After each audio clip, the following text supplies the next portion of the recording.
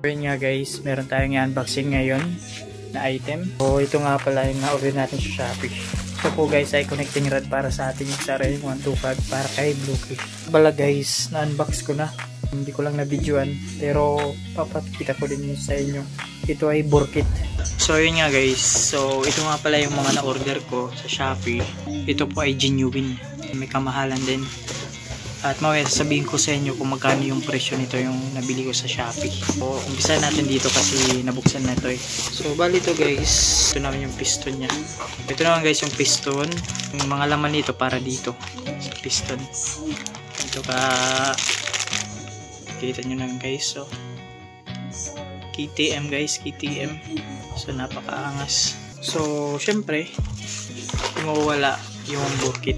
So ito na yung burkit guys. So yung bore na binili natin, genuine po siya guys, original. Kita nyo naman dito, original siya guys, napaka solid. So yun nga guys. So yun nga guys, pinakita na ko sa inyo yung burkit. So ito naman yung unboxing natin. Ito yung connecting rod. So genuine. So yun nga guys, kabalot din ng karton. Tanggal na natin.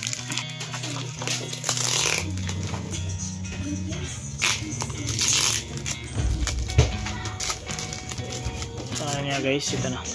Ito na yung connecting rod natin guys. So yun, nakakarton siya guys. Paangas. So ito na guys, kabalot pa rin, plastic. Yun nga guys, so bubuksan natin. So ito nga guys, so tingnan nyo, kalahati itim dito. Yun nga guys, ito yung connecting rod natin guys ngayon na nabili sa Shopee. So ito siya yung kasama niya para sa gitna. So yun nga guys, napaka solid.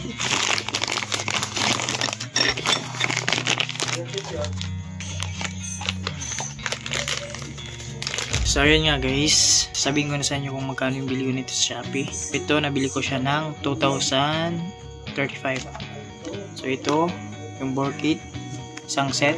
Nabili ko to siya ng 3,455. So ayun nga guys, maraming salamat sa inyo. Bye bye.